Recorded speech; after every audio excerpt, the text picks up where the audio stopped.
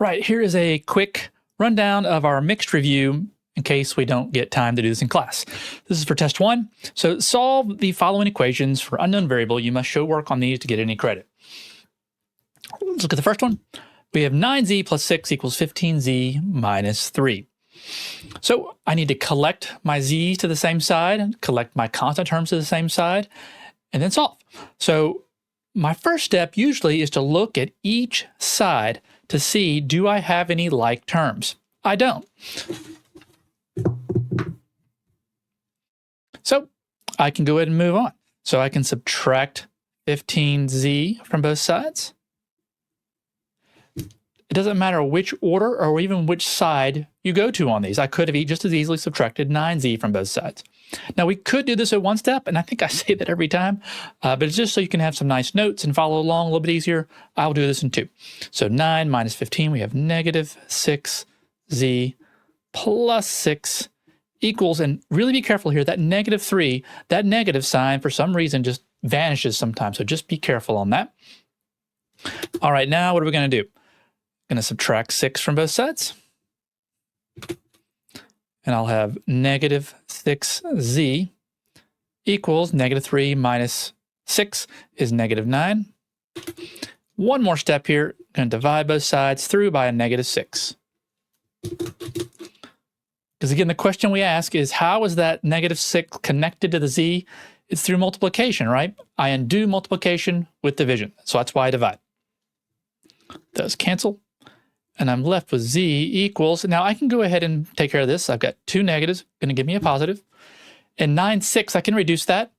So 3 goes into 9 3 times, 3 goes into 6 2 times.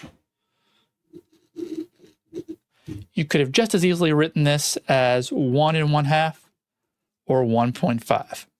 In this class, I generally don't care unless I do care. And if I do care, I'll let you know. I'll put that in the problem right, rounded to 1 decimal or something like that. Okay, number 2. If you haven't done these, go ahead and pause and try to get this one done. All right, look at number 2. We're going to go ahead and clear parentheses. That's my first inclination. I'm going to go negative 3 times 4x is negative 12x. And then negative 3 times 8 is a minus 24. And then go ahead and carry over your plus 5x. If I could combine like terms on the right side, I would, but I can't. So let's leave it as 20 minus x. Okay, now I look on the left side, and I've got a couple things I can combine. So I can combine my 5x and my negative 12x. So negative 12x plus 5x is a negative 7x. I'm just going to leave my minus 24 there. I warn you not to do too many steps in once until you get pretty comfortable and familiar with these. All right, so now we've combined all of our like terms on the left side, combined all like terms on the right side, so now I can start moving side to side. I'll go ahead and add an x to both sides. And so I'll get negative 6x minus 24 equals, that's canceled, equals just a plain old 20. Okay, then I'm going to add 24 to both sides. Cancel on the left. What's left on the right is a negative 6x equals 44.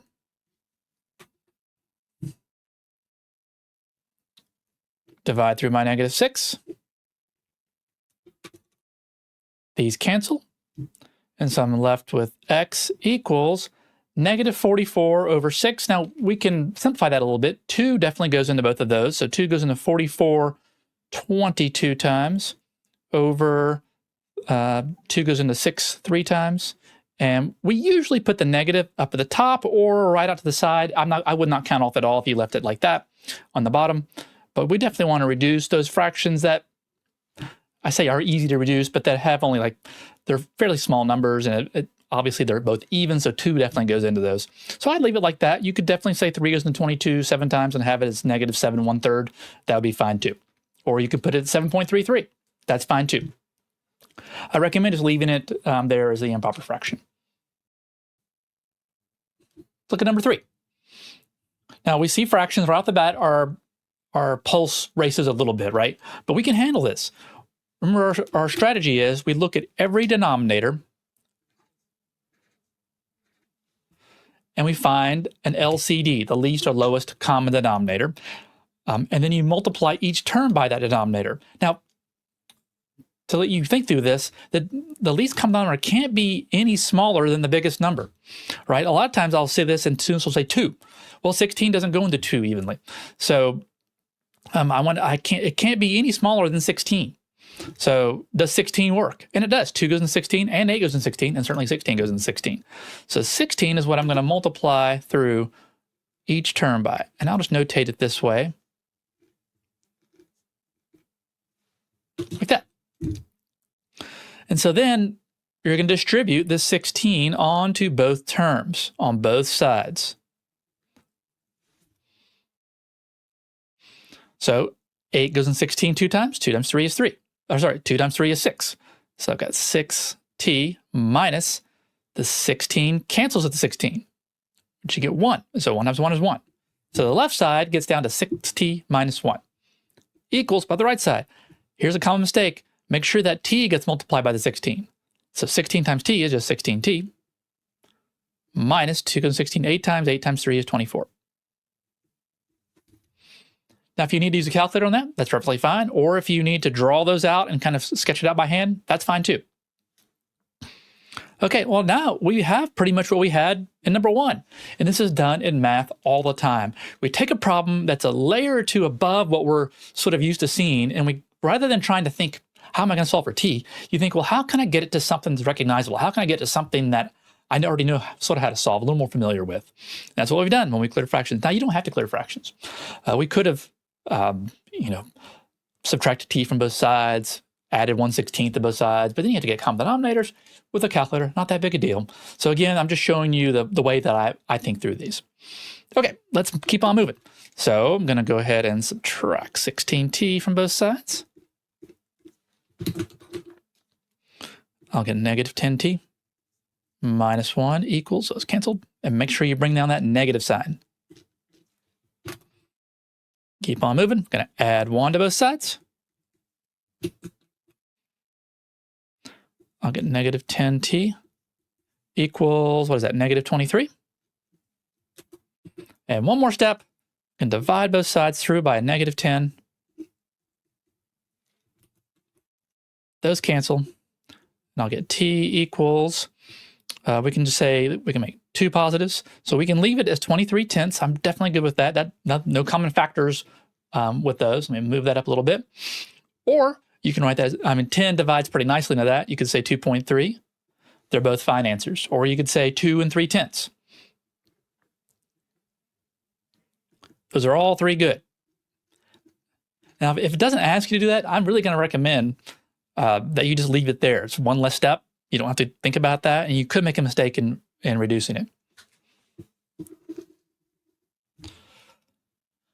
All right, number 4. So again, very similar. We're going to clear parentheses. It's very similar to number 2. May not even need to do this one, but I'll go ahead and do it. So what's going to happen here? I'm going to get negative 4x minus 8 plus 3x. Oh, I see what's going to happen here.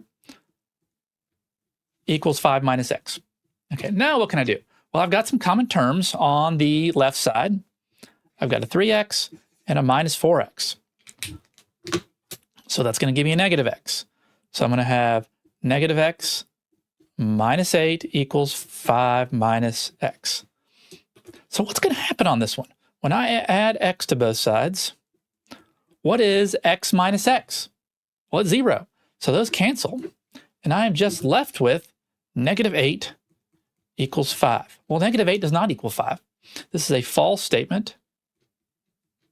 And so when it's a false statement, when both our variables drops out and we get some nonsensical like this, our answer is no solutions.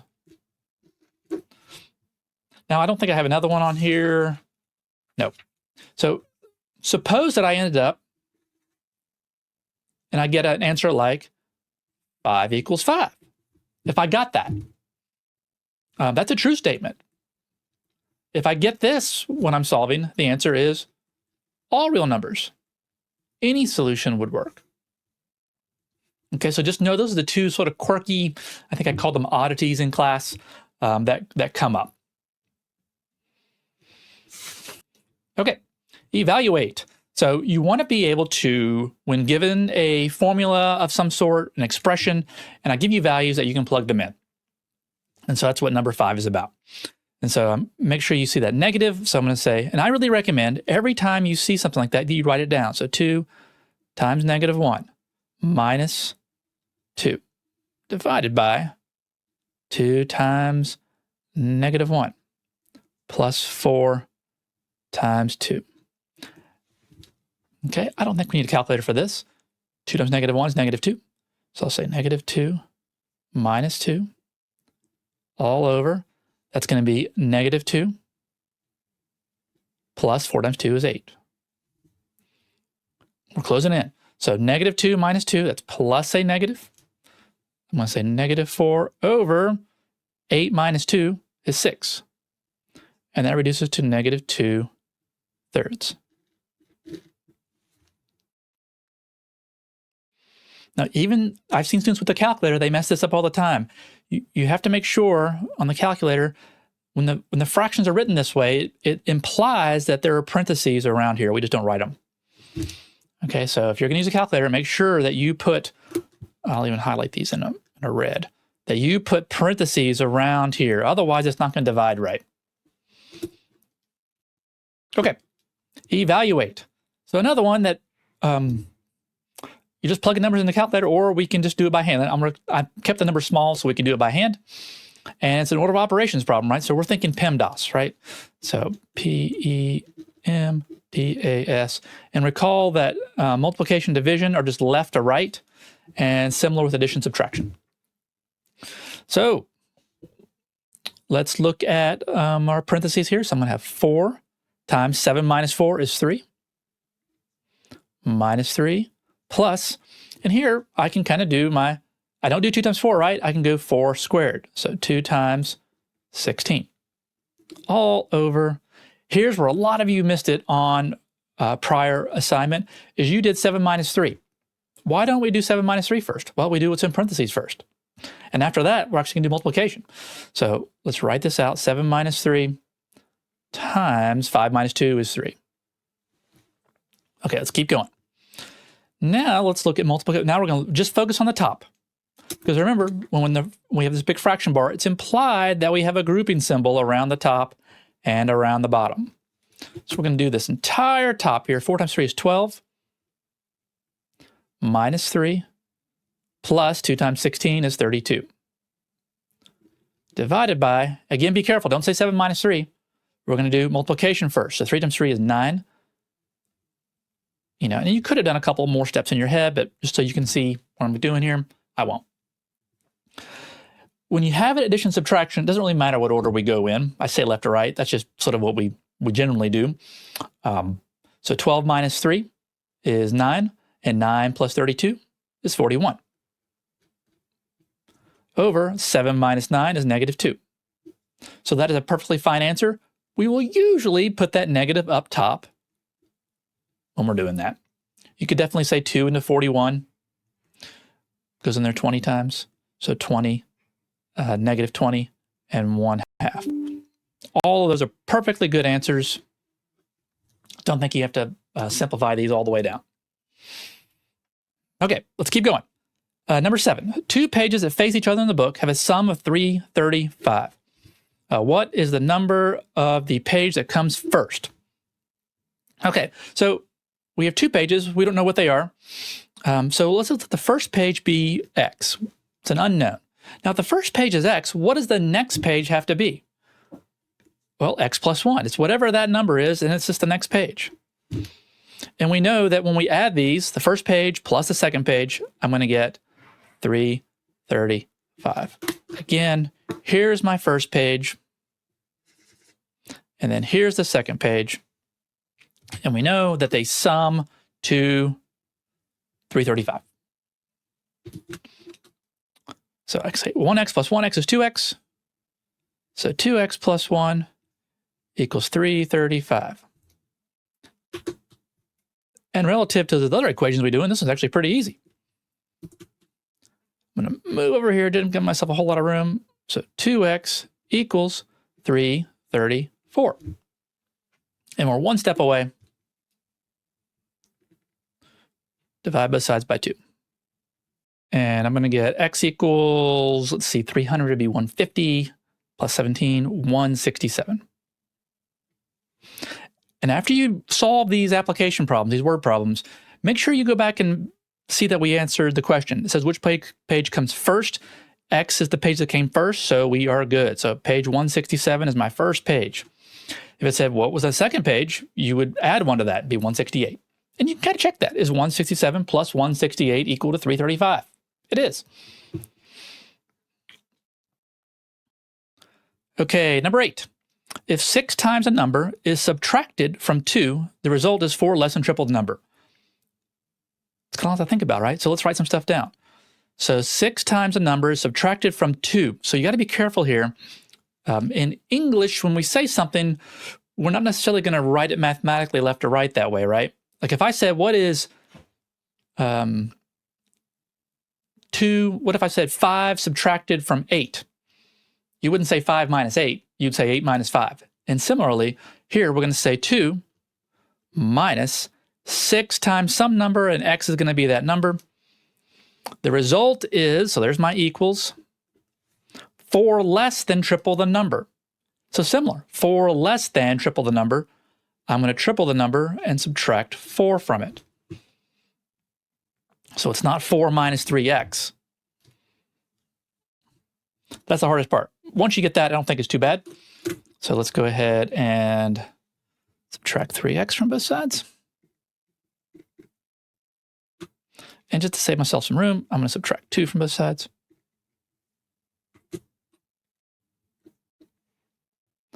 So negative 6x minus 3x is a negative 9x equals negative 4 minus 2 is a negative 6. Almost there, divide by negative 9.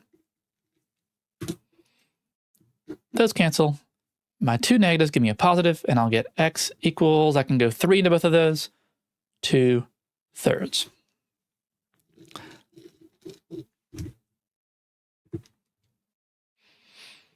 Okay, 2 more. Given 4x minus 3y equals 9, solve for y. So here's what I'm solving for, this little guy here. How do I get rid of this 4x and the 3? So typically easier to get rid of the one that's going to be subtracted or added. So how do I get rid of this 4x? Well, it's an understood positive, so I'm going to subtract 4x from both sides. So I'm going to bring down my minus 3y equals, I really recommend you kind of squeeze that 4x in front. Wouldn't count off wrong at all if you said 9 minus 4x, but let's do it this way. We're sort of foreshadowing, and I mentioned this in class, what we're going to be doing in the next unit when we're doing y equals mx plus b, the graphing. And so it's just nice if it's already in this form. Divide both sides by a negative 3. Now really we're done. Y equals negative 4x plus 9 all over negative 3. That is a perfectly good answer. You get 100% correct on that. But let me show you the one more step we're going to do in the next unit is we'll divide each of these terms by the negative 3. So this is sort of optional. So we'll have negative 4x over negative 3 plus 9 over negative 3. And what does this do for me is that now I can write this as 4/3, the 2 negatives go away, x, then 9 divided by negative 3 is minus 3. So a little heads up, this is my form that a lot of students still sort of remember from an earlier class, the y equals mx plus b, where here's my slope and here's my y-intercept. We'll be doing that quite a bit. And so just to sort of foreshadow what we're going to be doing, that's why we sometimes have different forms of the equation. The different forms will tell us something about the situation that the earlier form maybe didn't. Okay, but just to let you know, this form here is perfectly fine. And in fact, I'm really going to recommend you probably just stay there. You are likely to make a mistake at this point getting here. We'll practice a lot more going from here to here in the next unit. Okay, one more question here. Solve and graph on the number line and write in interval notation. Okay, so this is an inequality, and they're solved just like equalities with one exception, is that if I multiply or divide by a negative number, I have to flip the inequality sign. So let's see if that happens here. I will subtract 6 from both sides. So bring down, I'm going to have negative 5x is less than 2 minus 6 is a negative 4. Notice my inequality sign did not flip because I just subtracted 6. I didn't divide by a negative. But here, when I solve for x, what am I doing? I'm dividing by negative 5. Those cancel. And as we discussed in class, when I divide by negative, the inequality sign's got to flip. The two negatives give me a positive. And if we put that on the number line, typically I will just put the number I care about, 4/5. And which way am I going to shade on this? It's greater than, so it's going to be shaded to the right.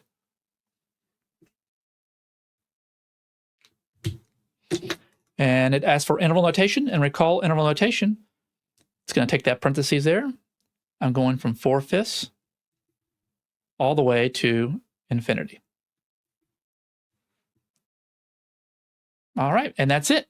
Hope that helps.